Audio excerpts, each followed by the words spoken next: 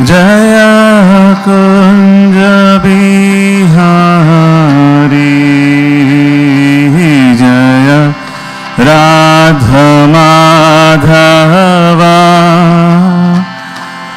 Jai Kunj Bihari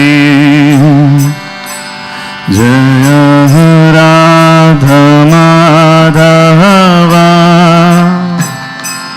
Jai Kunj Bihari Jai Gopi जनवल्लभा Jai गिरिवराधारी Jai गिरिवराधारी Jai Gopi जनवल्लभा Jai गिरिवराधारी Jai गिरिवराधारी Jai यशोदनन्दना Jai Braj जनरञ्जना Jai यशोदनन्दना Jai Braj जनरञ्जना Jai यामुनतीरवनचारी Jai Kunj Bihari Jai Kunj Bihari Jai यामुनतीरवनचारी Jai Kunj Bihari Jai Kunj Bihari Jai Radha Madhava Jai Kunj Bihari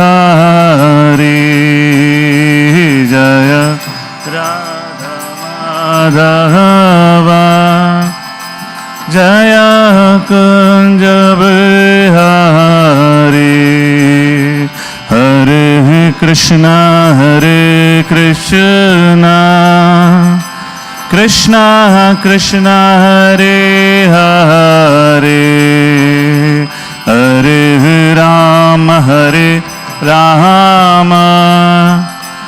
Ram Ram Hare Hare Hare Krishna Krishna Krishna Hare Hare Hare Ram Ram Ram Hare Hare Hare Krishna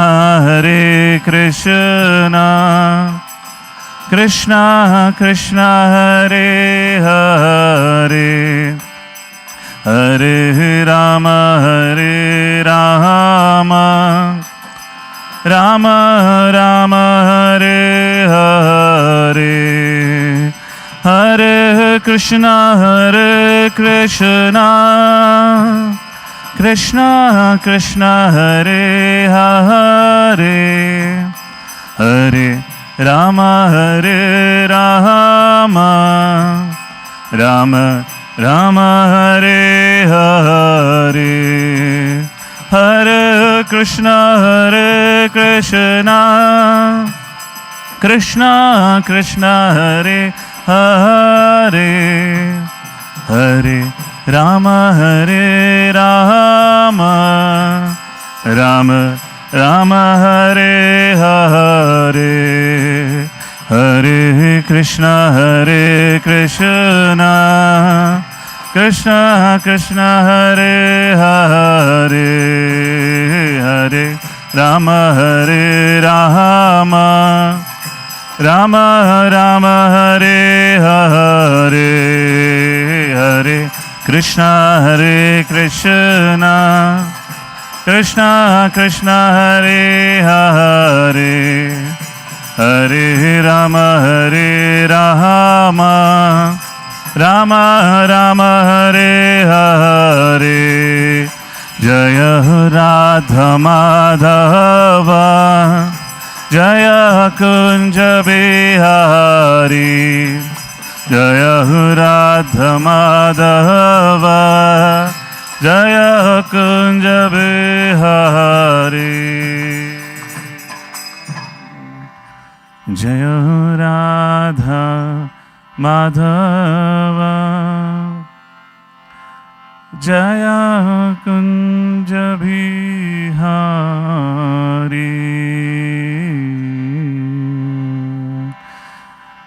Shri Harinam Sankirtan ki Jagat Guru Srila Prabhupada ki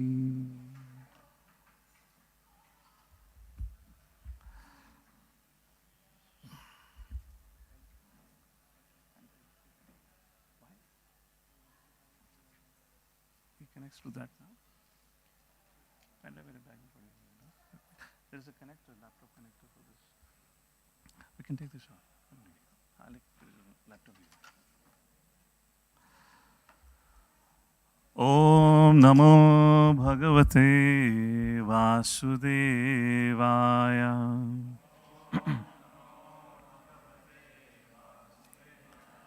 Om Namo Bhagavate Vasudevaya.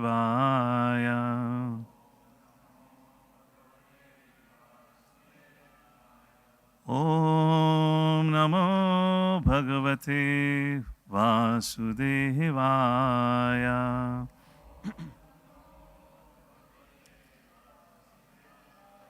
Together. Narayanam namaskritya naram chaiva narottamam devim saraswatim vyasam tato jayam udirayat nashtaprayeshu bhadreshu nityam bhagavata sevaya bhagavati uttama shloke bhakti bhavati nashtaki krishnaya vasudevaya Devaki Nandanaya cha Nanda Gopakumaraya Govindaya Namo Namaha. Hare Krishna. Prabhu, where's my laptop? So we welcome everyone for today's morning Bhagavatam class.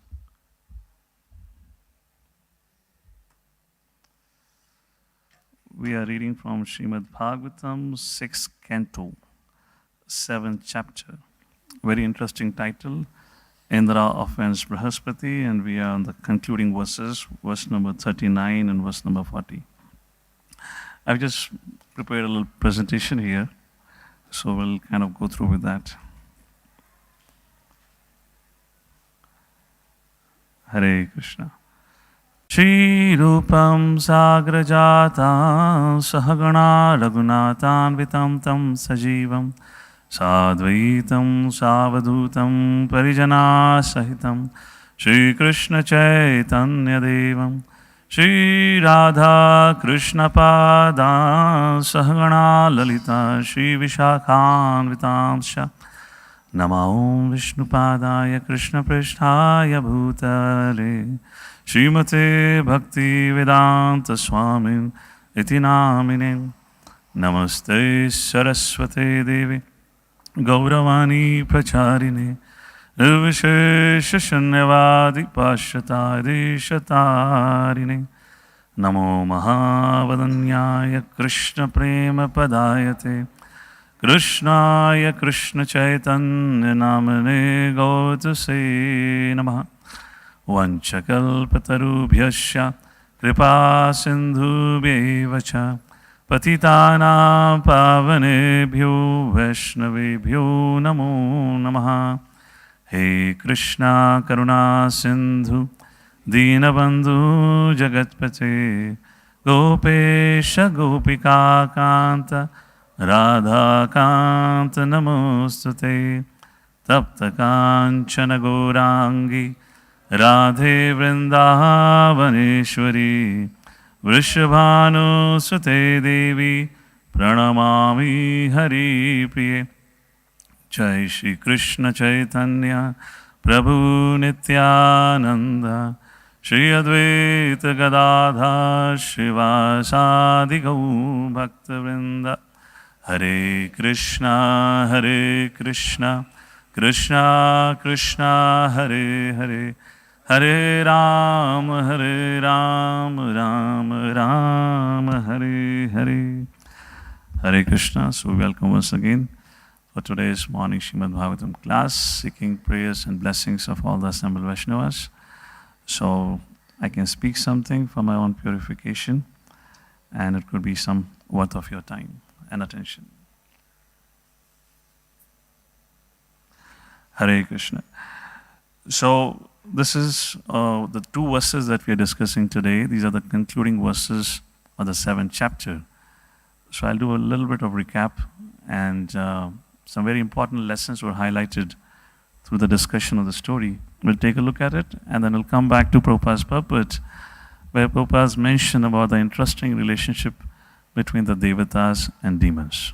That would be kind of the flow of our discussion. First of all, this is 6th canto Srimad Bhagavatam. Srimad Bhagavatam have 10 subjects.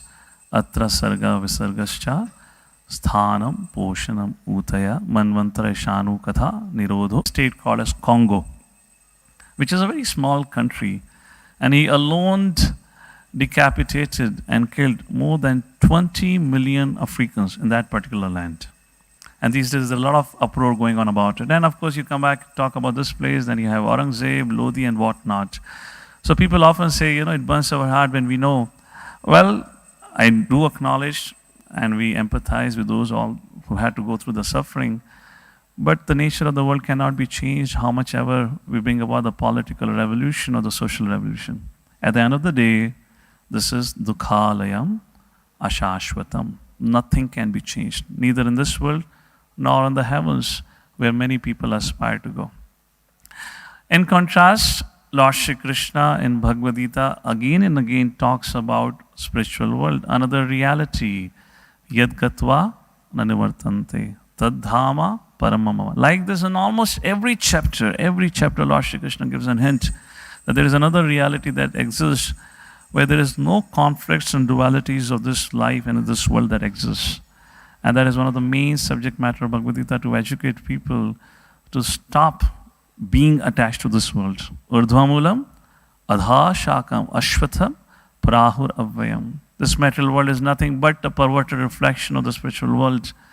And 15th chapter, the subject is all about becoming detached with the weapon of knowledge, transcendental knowledge. And that's the subject matter of Bhagavad Gita. So there is nothing to make us so much hue and cry, because anyways, whatever it is, nothing going to change in this world. Rather, let's follow the teachings of Bhagavad Gita, aim for that reality which is beyond all these dualities. We also see Srila Prabhupada mentions this at least twice, 1st canto as well as 3rd canto. And I'm taking that clue from Srila Prabhupada's purpose and making a point in relation to Indra's pastime also. Material nature is very powerful and can trick anyone to make mistakes. Prabhupada writes his point in relation to Parishit Maharaj, and then also talks about when Vidurji was disrespected at the hands of Duryodhana. Now we are talking about Indra. Indra is not an ordinary living entity, and not even an ordinary god. In Mahabharata, a story of Nahusa, one of the ancestors of Kauravas, is mentioned. I'll not go into the detail of the story, but just to highlight a point, when Agni and Varuna had come over here, actually, at the end of this whole pastime, when Indra killed Vritrasur, and then he had to really disappear. That's the time when Agni and Varuna had come to Nahusa on this earthly planet. So when they came, they approached. Long story short, finally Nahusa agreed on the appeal of the Devatas. And when Nahusa went onto the heaven, capital of Amravati, the place of Indra, and when he sat on the throne, when his Rajyabhishek was being performed, that time the Devatas made a very interesting point. Mahabharata says, Devatas blessed All the Devatas blessed Nahusa, now who is the new Indra, that may you be blessed with all our strength and power. And then they mention a point. Why they're blessing like this? Because you are our protector. So you may have all the might and strength so you can protect us. So which means Indra, which is actually a position, not the name of an individual, he actually holds incredible opulence, incredible strength, and he literally has the power of all the Devatas which he rules like this.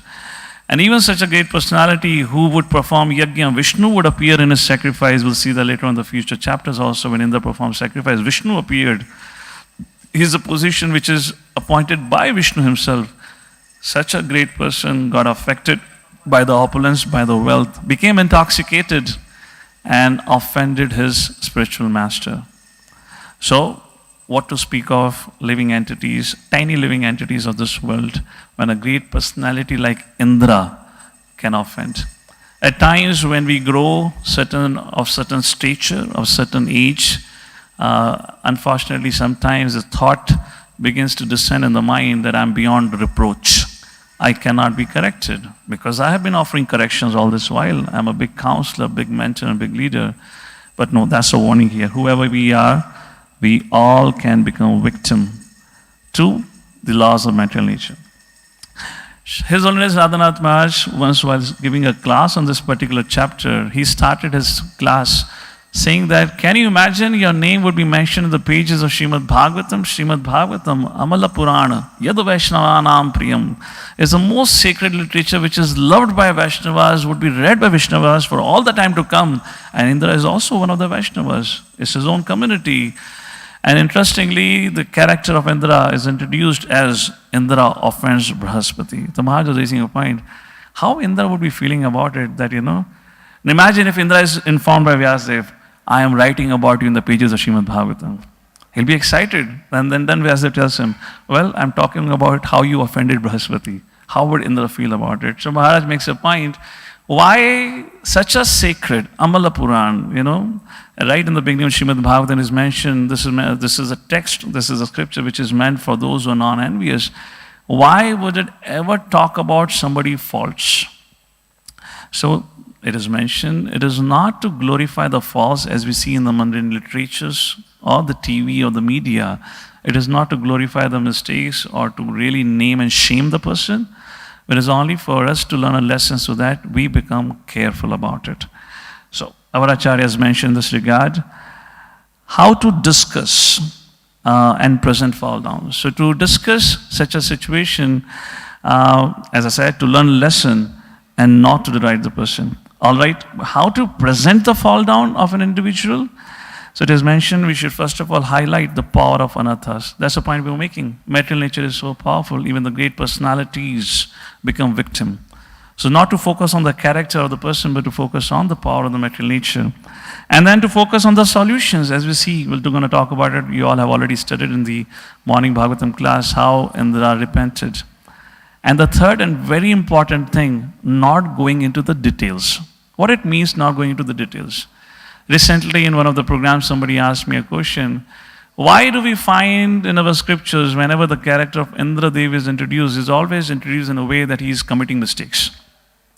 So I had to tell him, I said, see, Indra is a position. It's just like somebody says, Chief Minister of Maharashtra in 1985 committed a blunder. Then Chief Minister of Maharashtra in 2020 committed a blunder. Then Chief Minister of Maharashtra in 2023 did a blunder. What do you mean by it? He said, well, it means different personalities.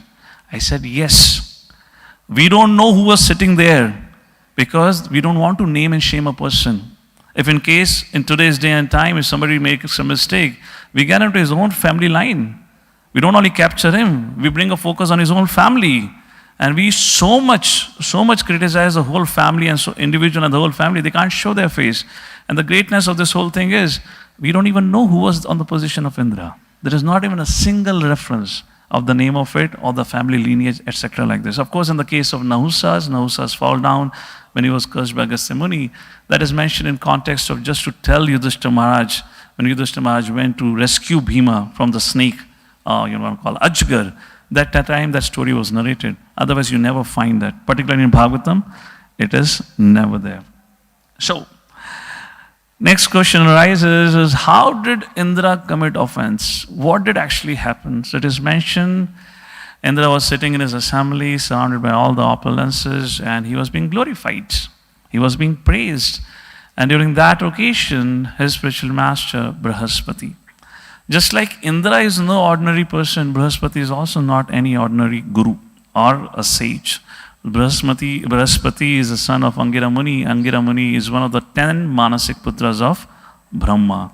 And from his lineage comes Bharadwaj Muni, and Bharadwaj Muni's son was Dronacharya, like this.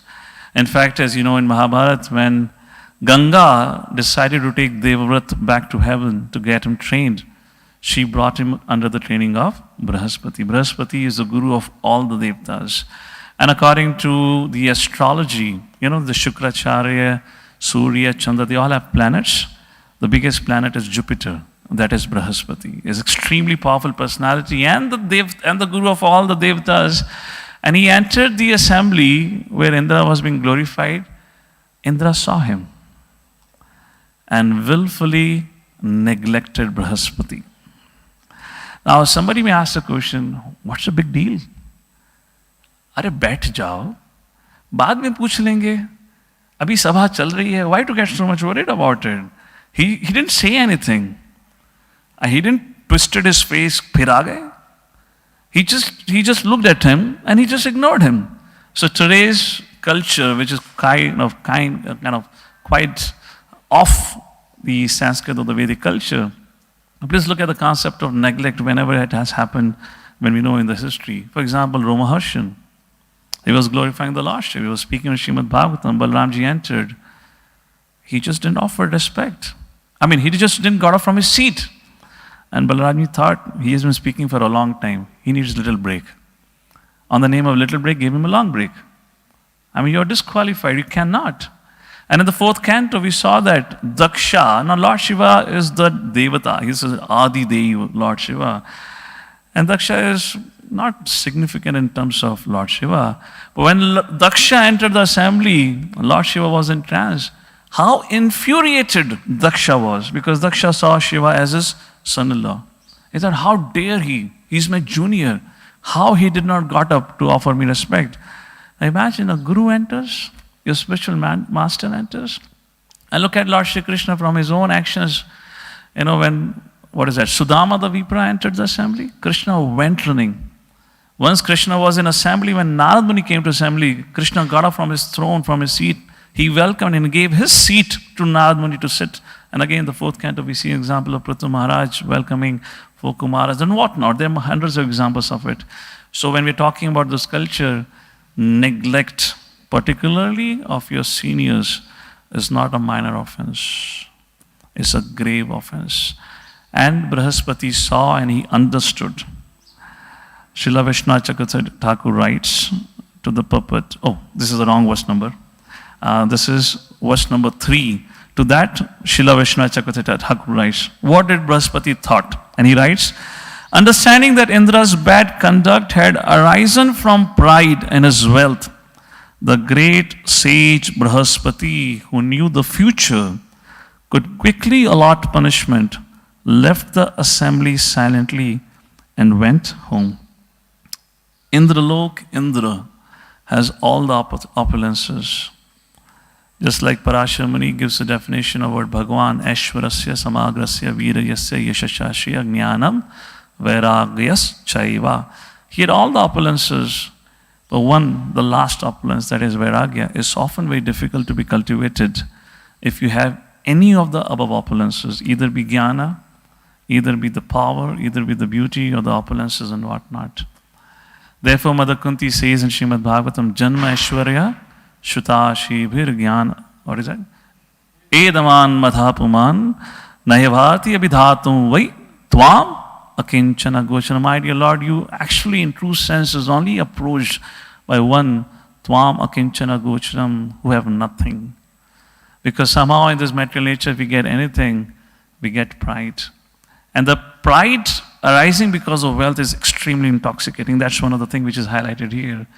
And therefore, I was just thinking, this is my thinking here, therefore it is kind of mentioned again and again, people should do charity. So they become a little bit detached of it. Otherwise, it really gets into the head of it. Like this, it got into the head of Indra, being in such an exalted position. Therefore, there is a saying, power corrupts a man. If you give power, and that's what kind of thing happened with Indradev. And which brought him and his whole community into major crisis. He had a personal crisis, and along with him, his community had a fall down. Major crisis. In this regard, therefore, it is mentioned, if one offends Vaishnavas, they lose Lord's mercy. Lord is described as Namo Brahmana Devaya Go Brahmanaya Hitaya Cha. Krishna really loves cows and the Brahmanas. What to speak of Vaishnavas then? So here, Brihaspati, a great Brahmana, has been offended. So a lesson for us is, if in case we disrespect any Vaishnava, what to speak of special master, the mercy of the Lord is immediately withdrawn. How many of you have played that snake and ladder game? Bachpan mein hota tha. I remember at the 99th position, there was a face of the Ajgar. And you have played the whole game, and suddenly you play a dice and you're thinking, I'm about to win the game. And you have 4 points, then victory, and suddenly your dice throw gives you 3. And you go and sit on the head of the Ajgar. And that Ajgar brings you back to the starting point. Chalo, dobara se game shuru karo. Kitna koi sang hua hai ye? This is what happens with Vaishnava Aparad. Reset. Hard reset. Chalo, dobara se shuru karo. Like that. And that's what kind of happened with Indra here. So, well, Indra made a mistake, fine enough. What did Indra do after that? And that how Indra behaved also teaches a very important lesson, how to rectify one's mistake. It's a different thing that his mistake didn't got rectified. We will talk about it, why his repentance was not fully acknowledged. But how to rectify mistake? So first thing is, in case we have offended any Vaishnava, we should approach him and ask for forgiveness. Indradev realized it. He went in search for his guru, Brihaspati. Brihaspati understood Indradev is looking for me, and he disappeared. He said, nothing doing. Now, when you cannot find the person who you offended, many times people ask, oh, what to do if Vaishnava has gone to some other place? How do we seek forgiveness, etc., etc.? So one blanket rule for it is seek advice of another superior. And that's what Indradev did. He went and took shelter of Brahmaji. The point is, do not act independently. Why? Because we cannot win the battle against our own vices. It's very, very difficult to think that I know what to do, what not to do. Indradev went to Brahmaji, and Brahmaji chastised. He said, what did you do? Well, we'll take a look at it. The question comes here, we'll come back to it in a short while. Question comes, it is often said, well, Vaishnavas are kind. You say, Vancha Kalpa Tarubesha, they will be, just go and offer business, they'll forgive you. Now, Indradev kind of tried repenting. Why did Brihaspati did not forgive him? So two things are mentioned in this regard. Okay, let me put it this way. Was Indradev's offense pardoned? Yes. Fully? No. Partially. So Brihaspati didn't pardon him, but who pardoned him? Brahmaji. And Brahmaji gave him advice. We'll take a look at it, what was the advice of Brahmaji. Now, why did Brihaspati didn't pardon him? As Vishnu Chakra Thakur, I already quoted that reference where he writes, because Brihaspati saw that, his pride has gone into his head. And he saw the future is, he's going to be all crisis. I am not going to come and save him. Because what happened in the meantime when Indra has committed this aparad, the spies and the agents of Asuras saw this opportunity, and they went and worshipped Shukracharya very nicely. And they became extremely powerful. And they came and attacked Indralok. And all the Devatas had to run away. And Indra was looking for some solution. And that's the time he went to Brahma and asked for forgiveness and asked for solution.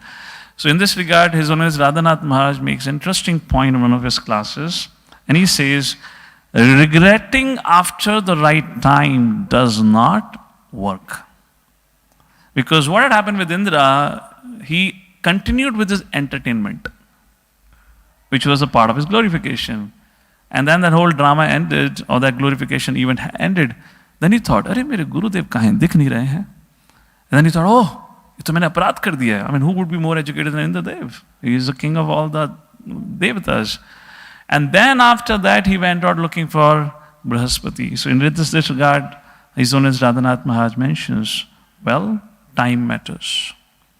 Indra lost the right time, and therefore Brihaspati disappeared. And they reached Brahmaji.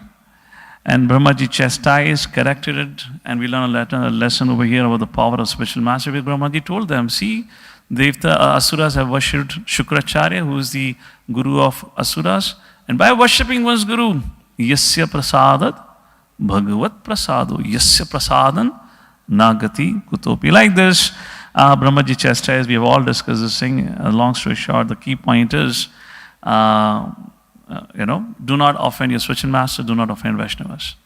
Now, very interesting thing happens. Now, Brahmaji, they asked solution to Brahmaji, and Brahmaji did give a solution. And very interestingly, Brahmaji said, well, go and accept the son of Tvashta and Rachna, which is Vishwarup, as your son, as your guru. And all the Devatas were looking at each other, what? What are you saying? My dear Brahmaji, he is so young to us. Yes, Indra said, Brahmaji said, yes, well, you have committed such a grave offense. Only the penance and the austerities and the tapobala of Vishwarup can counteract the tapobala of Shukracharya, nothing else. Indra and all approached Vishwarup and they said, very interesting thing. Beloved Vishwarup, may there be all good fortune for you. We the demigods have come to your ashram as your guests. Please try to fulfill our desires according to the time, since we are on the level of your parents.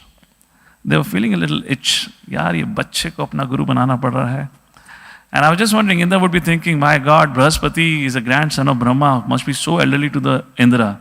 He would be thinking, I better could have offered respect. Offering respect to senior is not at all humbling experience. But offering respect to your younger one is genuinely a humbling experience. Therefore, it is said, be humble or be ready to get humbled by the nature. And that's how Brahmaji corrected Indra of his pride. And now we come to the today's verse, where in the verse number 39 and 40, it is mentioned, the opulence of the demons, who are generally known as the enemies of the demigods, was protected by the talents and tactics of Shukracharya. But Vishwarup, who was most powerful, composed a protective prayer known as Narayan Kavach. By this intelligent mantra, he took away the opulence of the demons and gave it to Mahendra, the king of heaven.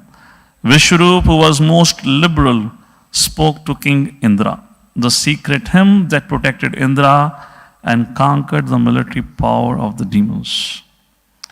So two things Prabhupada mentioned in the purport, which we're going to look and reflect on it shortly. One is the interesting relationship between the demons and the Devatas.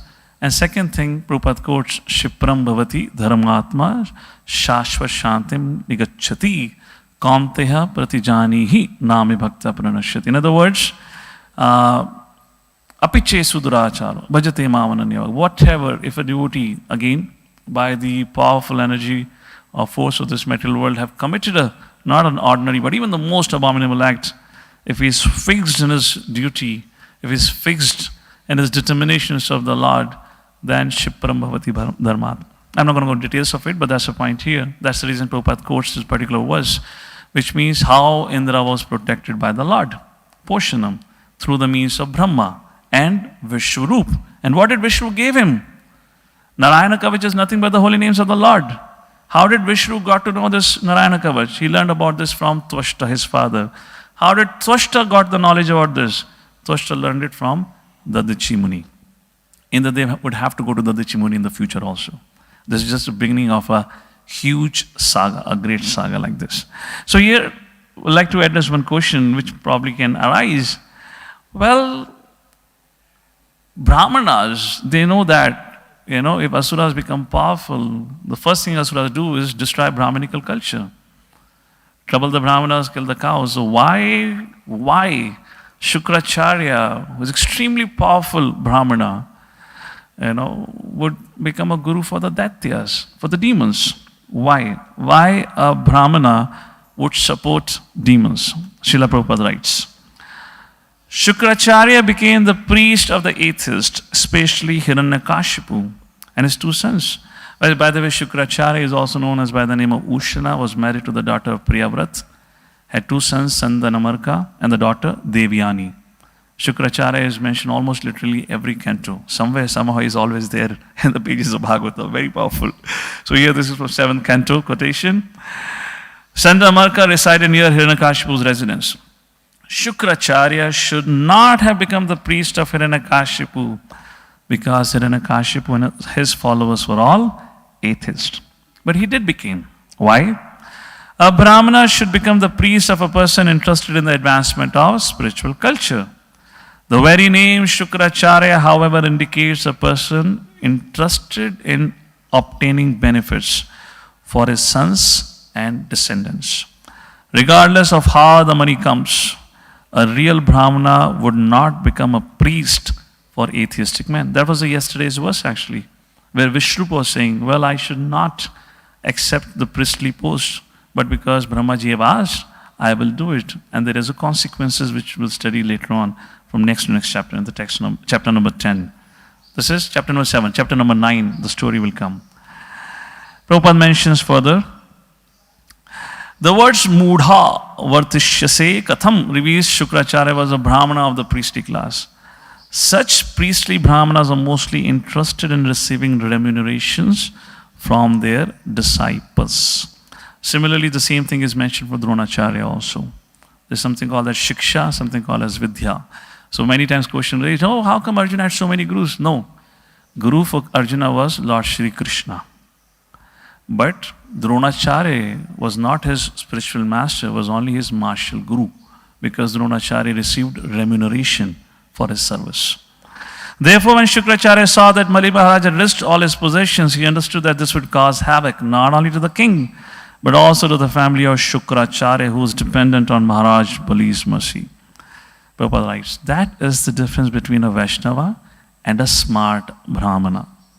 A smarta Brahmana is always interested in material profit, whereas a Vaishnava is interested only in satisfying the supreme personality of Godhead.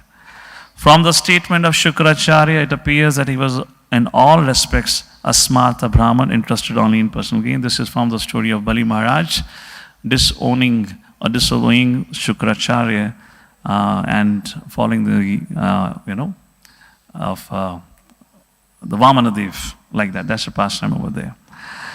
Let's go to the puppet now. In puppet, Prabhupada mentioned there is an interesting relationship between Devatas and demons. Isn't it? Now, who are Devatas? Devatas are the one who worship Lord Vishnu. Vishnu is their controller. They all recognize anyone you see. And you look at the demons, they worship the same Devatas to get their strength to fight against Vishnu. This is extremely strange behavior. And not only at times they use the power received from the Devatas to fight against Vishnu, from whom Devatas receive their power, at times the same demons become envious of the same Devata from whom they have received the power. Vrikasura and Lord Shiva. It's a very interesting personality. First of all, who are these personalities, Devatas and demons? And it has a lot to do with us. Let's take a look at it. Srila Prabhupada in 16th chapter, verse number 6, purport right. What does it mean to be demon? What does it mean to be Devata? Is it about physical outlook? Somehow there is a feeling if somebody is demonic, he should look extremely ugly. The more uglier you are, the more demonic you are. And the more beautiful you are, the more priestly or the more divine you are. No, that's not at all. Those who are born with divine qualities follow a regulated life. That is to say, they abide by the injunctions, scriptures, and by the authorities. One should perform the duties in the light of authoritative scriptures. This mentality is called as divine. It's a subject matter of our mentality. If we abide by the scriptures, follow the authority, then it's said to be divine. One who does not follow the regulative principles as they are laid down in the scriptures and who acts according to his whims is called demoniac or asura. So Srila Prabhupada saved us and transformed us from living a demoniac life to leading a life of divinity. There is no other criteria but obedience to the regulative principles of scriptures. It is mentioned in Vedic literature that both the demigods and demons are born of the Prajapati, Kashyapa, Diti, Kashyapa, Aditi. From Aditi comes Aditya, Diti comes Daityas. The only difference is the one class obeys the Vedic injunctions while other does not. Prabhupada writes another interesting point. Not Prabhupada. To the same verse, Baldev Vidyabhushan gives a very interesting insight. And he writes, When a person in this world of men, material world, restricts his inborn, which is swabhava, attraction, ichcha, and repulsion, dvesh, through the injunctions of scripture and perform goals according to the scriptures, he is godly.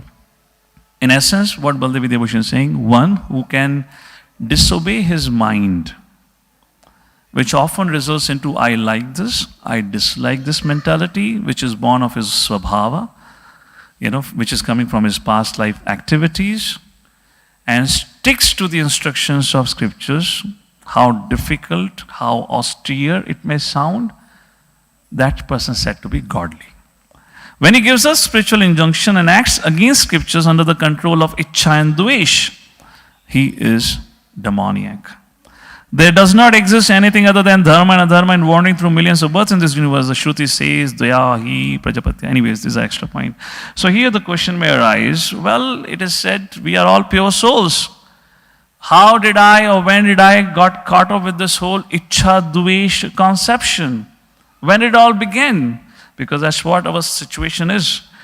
Lord Shri Krishna, 7th chapter, verse number 27 answers this. And he says, Ichcha Dvesha Samuthena Dvandva Mohena Bharata Sarva Bhutani Sammoham Sargayanti Parantapa.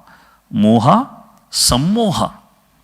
You're bewildered by this Ichcha Dvesha dualities, and that leads to major bewilderment, that is Sammoham. What is that? Attraction to family, attraction to one's wealth. Sargayanti Parantapa. And when it all began, Sarga. Yanti Parantapa. Sarga means creation. Therefore, Vishnu Chakravarti Thakur writes, at the beginning of the creation of this universe, all the jivas became bewildered. And for that, of you all know the creation, 3rd canto.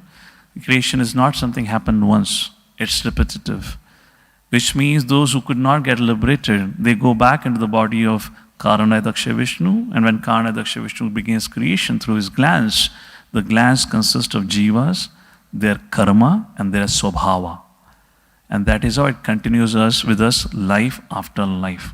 And therefore, in our scriptures, that's the reason it's mentioned, human life is so rare and so important, because only in this life, we have the opportunity not to change our dress and hairstyle, but to change our swabhava.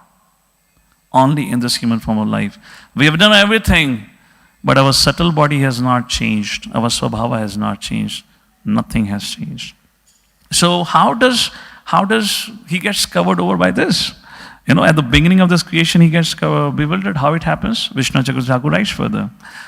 Desire for objects favorable to the senses and hatred for things which obstructs pleasure of the senses arising from previous actions. Jiva, karma, sabhava, like this. Give rise to illusion or duality of respect and disrespect. In other words, because of our attraction for sense objects and repulsion from certain sense objects, that's ichcha and dvesha is a cause of a bondage to this material world. So question arises, well, this is about Devatas and demons. When Devatas know the demons, after taking blessings from us, would harm us only, then why at the first place the Devatas fulfill the desires of demons? Why they have to do it? Srila Prabhupada mentions why they do it. All the Lord Brahma and Lord Shiva incarnations of the Lord, they worship Lord Vishnu, and thus they are also counted amongst the demigods, not as a Supreme Personality Godhead. Persons who worship Lord Vishnu are called Devatas, and persons who do not do so are called Asuras or demons. Vishnu always takes the side of Devatas. But Brahma and Shiva sometimes take the side of the demons. It is not that they become one in interest with them, but sometimes they do something in order to gain control over the demons with an intention of reforming them. And that is how this all works out. And sometimes the same Devatas, when they see their worshippers, if they transgress the rules of worship or they offend Vaishnavas, the same Devatas punish this demonic-minded people. This is from 5th canto, Jad Bharat pastime. Prabhupada writes, it is Goddess Kali's work to kill and punish the demons. Goddess Kali engages in decapitating many demons, dacoits, and other unwanted elements in society. Neglecting Krishna consciousness, foolish people try to satisfy the goddess by offering her many abominable things. Ultimately, when there is a little discrepancy in this worship, the goddess punishes the worshipper by taking his life. Demonic people worship Goddess Kali to obtain some material benefit, but they are not excused of the sins performed in the name of worship. To sacrifice a man or animal before the deity is specifically forbidden. So to think that the Devatas sometimes are getting tricked by the demons and all that, just want to clarify, there is a reasoning behind it. Coming to the conclusion, in essence, Sarge yanti parantapa. We all are conditioned beings, caught up with our likes and dislikes. And our progress in Krishna consciousness depends on how we become adherent or staunch followers of Guru Sadhu Shastra. That's the line. That's the line. And that's the reason a wonderful class given by yesterday's speaker, I believe His Grace Anandulal Prabhu, who was making a point, Sakriya, something he was saying, right? Bhakti life bada patla hota hai, very narrow path. And he was making why? Because you have to constantly fight against this ichcha and dvesha. Human life becomes successful if one gets association and training from a bona fide guru. Human life is all about training of consciousness. We are born in utter ignorance, so much so we don't know who we are. No name, no idea of mother, father, no idea of gender. So human life, this life never stops, never ends with training. It's not that I have become very educated because I've read Prabhupada books or Acharya's commentary. It never ends. Therefore, Srila Prabhupada writes, what he says, everyone is expected to follow these rules and regulations. If one does not follow them and acts whimsically according to his lust, greed, and desire, this is 16th chapter, 3 gates of hell, after that the verse, then he never will be perfect in his life. In other words, a man may theoretically know all these things, but if he does not apply them in his own life, Hiranyakashipu was a great scholar. Ravana was a son of a Brahmana. They were great pandits. Then he is to be known as the lowest of mankind. Example, Hiranyakashipu. In the human form of life, a living entity is expected to be seen and to follow the regulations given for elevating his life to the highest platform. But if he does not follow them, then by nature, we would get degraded. Whoever we are, regardless of what high birth I would have had, person would get affected and contaminated in today's day and time. Is following enough? Just following the rules and regulations enough? No, not at all. Samsiddhir haritoshnam should be the goal. But even if he follows the rules and regulation and moral principles and ultimately does not come to the stage of understanding the Supreme Lord, okay, I've understood Krishna as a Lord. Even that is not enough. Then all this knowledge becomes spoiled. Even if he accepts the existence of God, if he does not engage himself in the service of the Lord, his attempts are spoiled. And by the grace of Srila Prabhupada, by the grace of Guru Maharaj, by the grace of Vaishnavas, we are given the highest thing. Like it, dislike it, but we are given the highest thing, the opportunity to serve. This is the goal of the scriptures. Therefore, one should gradually raise himself to the platform of Krishna consciousness and devotional service. It is then and there that he can attain the highest professional stage and not otherwise. To conclude with, this is one of the very important lessons that Indradev teaches us. We'll see ahead, he continues to struggle because he had some material attachments. And therefore, Narad Muni said, Tasyeva hetu prayateta kovitu nalibhate brahmata dupariyadha. Aim for that goal or that happiness which is not found in these three worlds. Any hankering for this world is only going to keep us frustrated.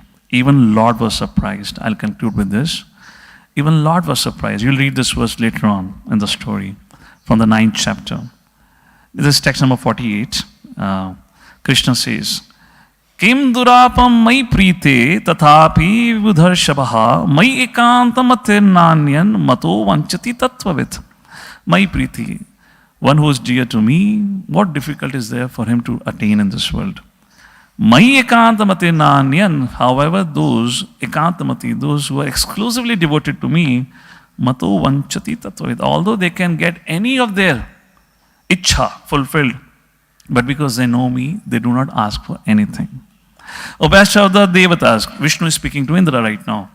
Although nothing is difficult for one to obtain, when I am pleased with him, a pure devotee whose mind is exclusively fixed upon me does not ask me for anything except the opportunity to engage in bhakti. Indra actually wanted Vishnu to kill Vratarasura. Vishnu Chakravarti Thakur writes, how unfortunate. You praised me with that knowledge that I am the great. He makes a lot of praise, and this prayer will come in the next chapter. But out of foolishness, you did not pray for bhakti, samsiddhi haritoshnam. If that doesn't happen, all the attempts, everything is futile, and you see how Indradev will, I would say for the sake of teaching us a lesson, through his life, he goes on struggle after struggle and struggle. Hare Krishna. So we come here to the conclusion. Bear with me, I went 2-3 minutes beyond time. Just to summarize, these are the last 2 verses of the 7th chapter. So we kind of did a whole recap and looked into some lessons that this particular story teaches. And it's just the beginning of lessons. There are many, many lessons will come forward as the story goes on. We looked into the lessons. We also talked about how Shukracharya, how a Brahmana could assist demons, why any Brahman would do that, knowing that the consequences of it. And we also talked about the interesting relationship between Devatas and demons, who is demonic, who is divine, and how do we acquire this nature and all that we discussed about it. And finally, in one of the concluding points we're making, as Srila Prabhupada said, one has to adhere to the rules and regulation, but that is not enough if you don't know who is the Supreme Personality of Godhead, and if you don't follow. That is also not enough if you're not able to please the Lord by your activities. And we concluded with Lord Vishnu got pleased with Indra, appeared, yet was not pleased. Because Indra did not ask for bhakti. Bhakti means to serve Lord. My dear Lord, how can I serve you? Indra still had material desires and he asked, my dear Lord, please get my 3 BHK back to me from the loan. Can you settle my EMI, please? You know, it's been a long time and the interest rate is increasing. I'm not able to pay. Can you kill the demon of EMI and set me free? In other words, Vratasura. That should not be the prayer and aim. Hare Krishna. Jagadguru Srila Prabhupada ki. Srimad Bhagavatam ki jai. Thank you very much. So it's 5 minutes up. There is Jagannath Ashtakam also has to be sung. So we'll not have any questions here. If anyone has any clarifications, any comments, you can give it to me personally. Hare Krishna. Thank you.